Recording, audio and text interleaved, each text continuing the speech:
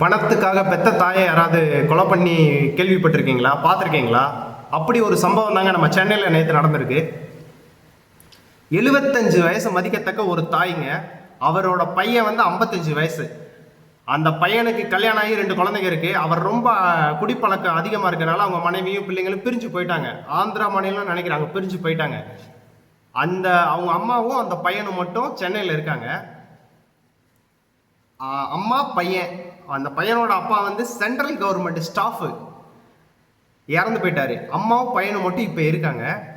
எதுக்காக இந்த அம்மாவை கொலை பண்ணியிருக்காரு அப்படின்னு பார்த்தீங்கன்னா, இந்த அம்மா வந்து உடம்பு சரியில்லாதவங்க, நம்மள மாதிரி நல்லா நடக்க முடியாதவங்க. 75 வயசுனா உங்களுக்கே தெரியுமே, உடல் உறுப்பெல்லாம் கொஞ்சம் சோர்வடைஞ்சிருக்கும். மாத்திரை எடுத்துக்கிற அந்த கேட்டகரி. அந்த அம்மா வந்து வீல் சேரில் தான் அவங்க லைஃப்பை வந்து ரன் பண்ணுவாங்க, நடக்க முடியாது, ரன் பண்ணிக்கிட்டே போவாங்க. மகன் என்ன பண்ணியிருக்காரு, அம்மா ஒரு ட்ராவல் பண்ணிட்டு வருவோம், சின்னதாக ஒரு ரிலாக்ஸேஷன் கிடைக்கும் அப்படின்னு சொல்லிட்டு அம்மாவை வந்து கூட்டிகிட்டு போகிறாரு. எங்கே? ரயில்வே ஸ்டேஷன் கூட்டிகிட்டு போகிறாரு. ரயில்வே ஸ்டேஷன் கூட்டிகிட்டு போய் ட்ரெயின் வராத போது, ஆளுங்க நைட் நேரம் போது ரொம்ப கம்மியாக இருக்கும், அந்த பிளாட்ஃபார்ம் கூட்டிகிட்டு போயிட்டு ட்ரெயின் வர்றத நேரம் பார்த்து வீல் சேரோட தள்ளி விட்டாருங்க. கொஞ்சம் நினச்சி பாருங்கள், அந்த அம்மா எவ்வளோ துடிச்சு இறந்து போயிருக்கும்.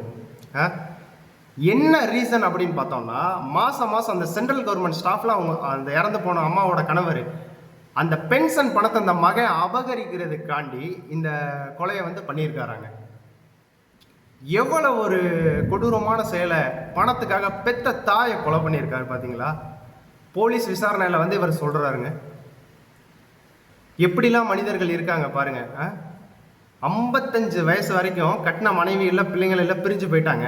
இப்போ வரைக்கும் அந்த அம்மா தான் அவருக்கு சாப்பாடு போடுது, பார்த்துக்கிறது, அவர் கண்ணீரை துடைக்குது, நான் இருக்கேன்னு சொல்கிறாங்க. உங்கள் தோல்வியில் கூட நின்றுருக்காங்க. யாருமே இல்லாத நேரத்தில் நான் இருக்கேன்னு உங்கள் அப்பா அம்மா சொல்கிறாங்க. இவ்வளவும் பண்ண உங்கள் அம்மாவை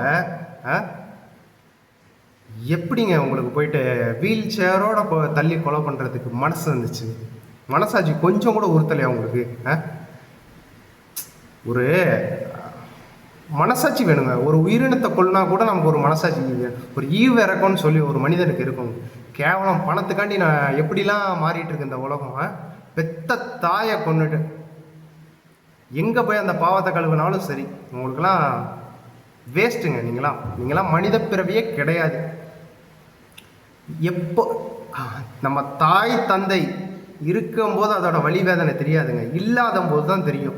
இனிமேல் உங்களுக்கு லைஃப்னா என்னன்னு தெரியும் பாரு. உங்களுக்கு தெரிஞ்சாலும் வேஸ்ட்டு, தெரியலைனாலும் வேஸ்ட்டு. பெத்த தாயை கொண்டதுக்கு நீங்கள் அனுபவிக்க வேண்டியது தானே, நான் அனுபவிச்சே ஆவீங்க.